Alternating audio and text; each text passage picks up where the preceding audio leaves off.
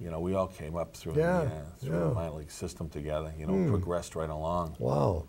And you know, it happens. Though it happens in every organization. You know, I mean, you know, some people get hurt. Rick, did you ever think of staying in baseball in another capacity? Did you have any interest? Yeah, I did. I had a chance to scout and do some. I was at the point I had 2 young kids then. Too much traveling. And too much traveling. Exactly. Yeah. It was, you know, it was worse actually than playing, because when you're playing, even if you went on the road for a couple of weeks, then you come home for a couple of weeks. Yeah, scouting was just you're out there. Always. Yeah. They send you here, they send you there. Yeah, not the best kind of thing. No, huh? it wasn't going to work out. Yeah. Well, you made your choice, and I'm sure it was a good one at the time for you. It worked out well. You know, you had a successful business. No regrets at all. Yeah. No, really. Well, you gave it what you had, and unfortunately, we don't predict what life gives us sometimes. You know. My father told me that. He says, "You're going to go into this thing. If this is what you want to do, do it. Give it all you have, and the chips will fall." They will. And that's all you can do. You have no control over anything else. How could you? And it just happened that way. And well, you know, as I just said, you would have had a great major league career. There's no doubt about it, because people out there don't know that I know you a little bit more so than just here talking. I do know you. I had to discipline you a lot. You did. No, I'm only kidding. I'm only teasing. Those surprise quizzes, Dick, they got me.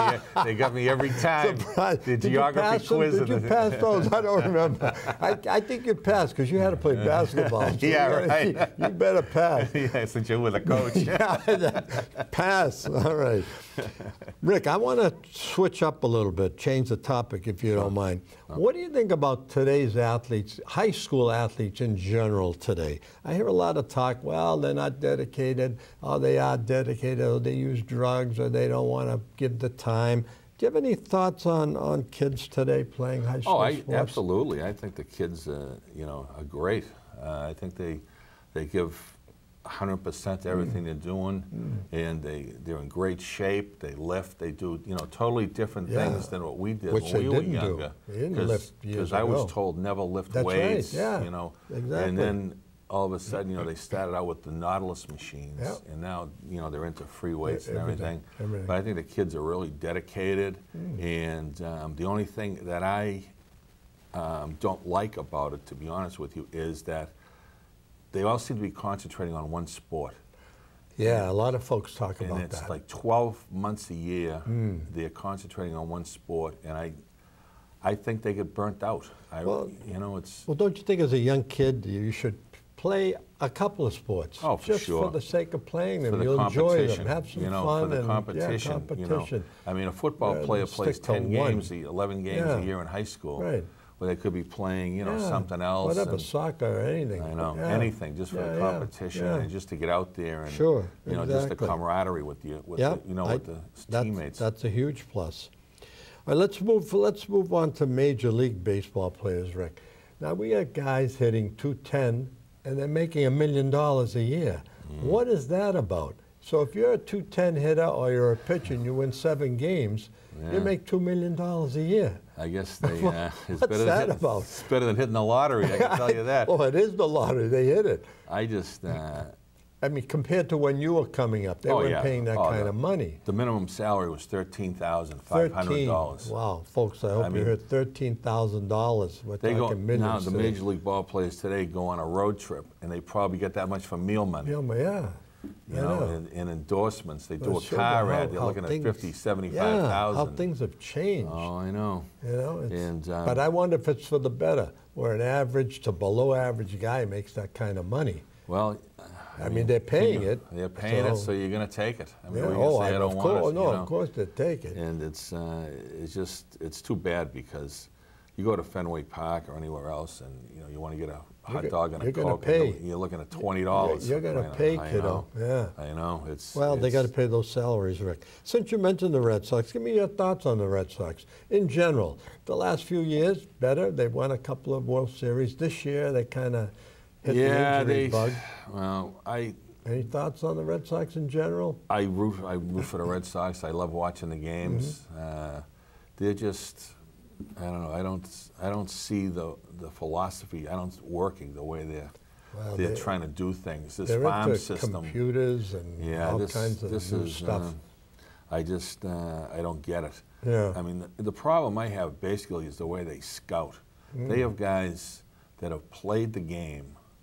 For example, Dick Najarian, tremendous. Sure. I mean, Dick Najarian, he could scout anybody. He could find ball plays.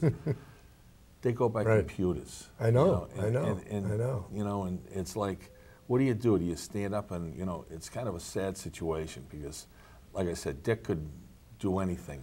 He could find them ball plays. He can look at a kid and tell. Look at 3 different ball plays, you know, Dick would find the apple and tell you who the 2 lemons are. He could tell you in 10 minutes. Absolutely. Yeah, tremendous. That's true. I mean, I had the opportunity, I was telling you earlier, of Dick was managing the Yankee system, and I was with the Braves in spring training, and we used to bust down there to play spring training games, and Dick was managing one of the Yankees teams, and I was pitching for the Braves. Yeah, there you go.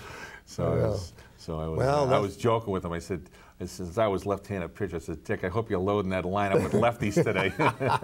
There you go. Yeah, good stuff. How about the Celtics? Because I know you're a hell of a basketball player, and you probably still follow a little bit. Oh, I always like the Celtics. Celtics coming back this year, you think? They made a lot of change. You got Big Shaq in there. I know. I think that they might surprise some people. You know, all of those teams, they're only 1 injury away. Oh, absolutely. 1 injury, we saw that and they're done. Garnett a couple of years. He injured. That was the end of it. And especially, you know, Miami looks great, but, you know, 1 injury. Well, you know, and yeah. How are these guys going to gel? One guy might score 30 points, the other guy scores 10. Yeah, and, I know. And the sponsors are calling them up, you know. I know.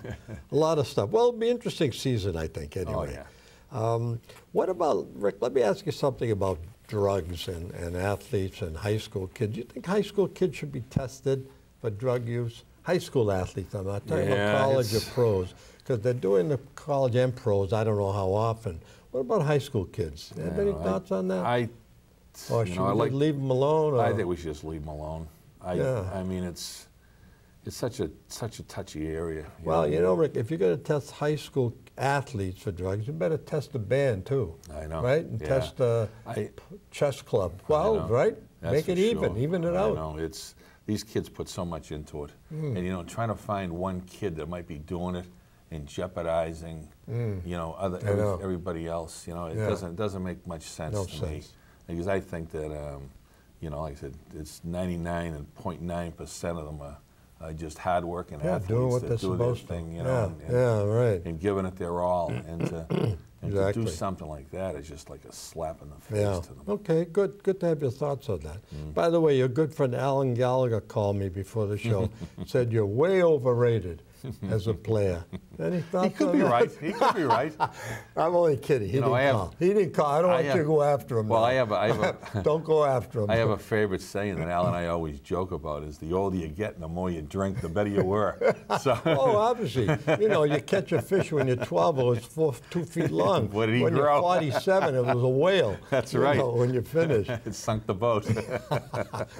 All right, Rick, one other thing. Do you have this is a tough question, a biggest thrill in your career, or were there so many different, was there anything that really stood out, like you say, to this day I remember that, in baseball or any of your sports? Well, it's probably a tough question, I know. It is, you know, because, you know, you have so many good memories about everything, you know. Sure. But I played in Yankee Stadium. That has to be a thrill. That was unbelievable. Absolutely. They had a full house, and when I played there in the finals, they had a couple of buses from Watertown go down, you know, and great. That was great because they really had a magnificent 3 games, so it made it worth their while. But that was just, oh, what a thrill. You know, you go into the locker room, you see Mantle and Barron. Well, you heard all these guys go about when you're growing up. Yeah, and just to be in that locker room and their names are still on the lockers and everything. Huh? That was really Good special. Stuff. Yeah, that would be a thrill. I understand, Rick, also that you're a fair golfer, huh? Yeah, Tell us a little about your golf. Well, I've been playing a lot of golf. I guess my claim to fame there is that I had that hole-in-one at Allen's tournament at the Boys Club and won the Saab convertible. Talk 2 minutes about that. What happened? Well, it's just I always bring a bunch of guys up from the Cape to play. For the Boy Scout tournament, and we play in the morning because there's not that many people, so we try to help Alan out a little bit. Sure. And it just so happened that that year, I don't know what happened. It was our second hole of the day, and we were still, sort of groggy from getting up at 4:30 in the morning to make the 8 o'clock tee time. And I don't know it was a mistake or what, but everybody was there. It was Mr. Wally Oates was there. He was the spotter of the, and young Wally was there. And they were there, and it just went in the hole. There it is. As plain as could be. It was kind of a rainy, dreary day. It was funny. But you're playing a lot now, too, right? Yeah, I played on Brewster, yeah. You told me before the show you just had a great round. Tell us about that round. Mike Pine and I, we won the member down at the captain's course, and in the A division. And what did you shoot? Well, we had a 65-65 for the 2 days. Hello. Folks, do you hear that? 65. This guy's a pro golfer here. That was net though, but it was we were one over gross. We were 145 and 130. Good enough though. Absolutely, good enough. Yeah. So my assumption is you like golf a lot. Oh, I play golf all the time. It's You'd play every day if you could. No, not every day, but 3 or 4 times a week we play. You do anything else, Rick? Working out at all, or anything else? Or does your shoulder, everything prevent that? Or no, not at all. I can do anything. But basically, I've had the construction business going down the Cape, and I sort of been busy with that. I do a lot of stuff. Do a lot of stuff myself, and I help out a lot of the guys that work for me down there, or guys I play golf with, so I can go over and help them. And, Good for you. Stuff like now, that. I know you're married 40 plus years. You got 2 sons. Quickly, your sons doing what? David, my oldest son, is an executive with ESPN. There you go. He sells television advertising. Wow. He works out of Midtown Manhattan, not in Connecticut, but he's out of the corporate headquarters. And my youngest son, Richie, is a lieutenant on the fire department in Waltham. So he's. I got to meet him, tell him some stories about you. He's heard them all, believe me, Dick. He's heard them all. He's heard worse ones than you can tell him. Well, my stories will all be good. That's right. Sometimes I had to give you a kick in the butt. That's right. Come on, Rick, will you? I know. Well, Rick, time is just about up. Okay. Imagine, it went by that fast. So I want to thank you very much for being here today. It was a pleasure, Dick. And coming into Watertown and sharing your experiences with us and the folks out there. Because you are one of the greatest athletes in the history of Watertown and beyond. So that's a fact. I appreciate that. Thank you. That's a fact. We can't hide that. And I can't say enough about my experiences growing up in Watertown. Good. There's no place like it. You enjoyed it? There's no people like it. And I was so fortunate. And, of course, my mother and father also, Well, it's my good father to hear. spent endless hours practicing and everything else. Oh, I know your dad. And there's a lot of sacrifice. Kids were going to the pool, we were chasing fly balls. Absolutely. Going to the beach, if and you we were wanted over there. it bad enough, that's what you had to do. Yeah. Right.